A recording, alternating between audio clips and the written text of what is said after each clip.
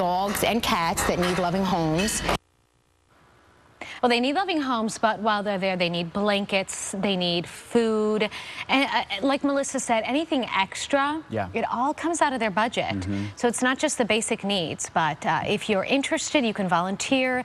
They have information on their website about the things that they need, towels to put in all the different kennels. So just anything. Always a way to help out. Yep.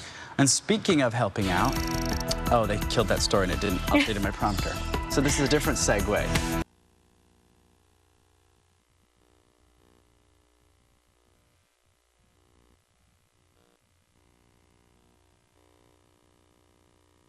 Her story. So first of all, walk us through kind of how you got involved in this.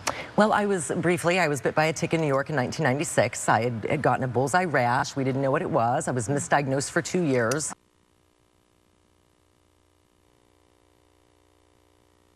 That's going to ask. You know, it starts out like flu. You feel like you have a flu that just doesn't go away. And then it turns into joint pains, and then it turns into neurological disturbances. How were you able to track that you were bitten by that tick in New York versus any other time you may have been outdoors? Oh, because at that time, I was one of the lucky 20% that actually presented with a bullseye rash. Okay. So if you see a bullseye, a small dot that turns into a big bullseye rash, please go to a doctor immediately. Okay. So fast forward, you've tried everything. You've been suffering with this. Then what happens? I actually moved to Southern California with a friend of mine, a doctor friend of mine, to pass away. I had 3 to 4 months left to live. Wow. I was in multiple organ failure, congestive heart failure. And when did the bees come into play? I went for a small walk outside with the help of my caretaker, and I was actually swarmed by killer bees. And then what happens? I went into septic shock for 3.5 days, and then my brain came out of the fog I'd been living in for years, and I could actually think straight. I had my cognitive function back.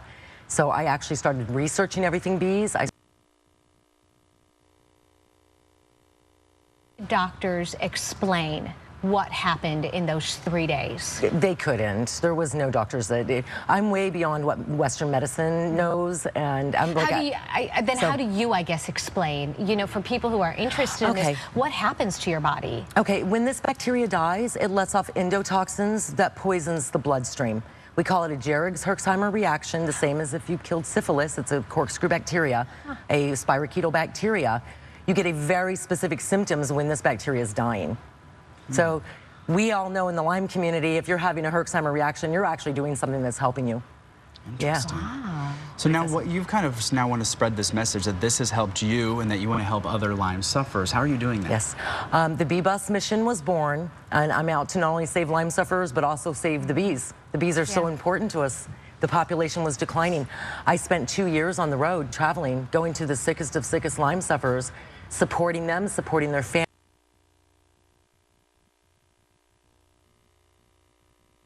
House bees in the tiny bee house that's made specifically for this. We use cross-locking tweezers. I mean, I have videos on YouTube showing people how to do this at home. What is your website if people are watching this and maybe want to get some more information about Bee Venom Therapy for Lyme disease. I have a GoFundMe up. It's all done on donations. We're trying to get a 501c3 going now, a non-for-profit, so we can do more to help save bees. And yeah, we've created more backyard beekeepers in the last 2 years than we've ever seen. So we're raising. That is incredible. What an incredible story.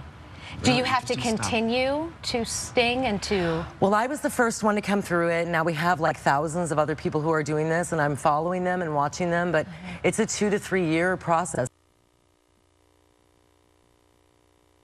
Information on our website. Fascinating. Great. Thank you so much Thank for you coming. so much for having me. Thank you. We'll be right back. When you were swarmed, how many were in that swarm? Hundreds. Thousands. Bill Cosby's trial starts. We are live at the courthouse.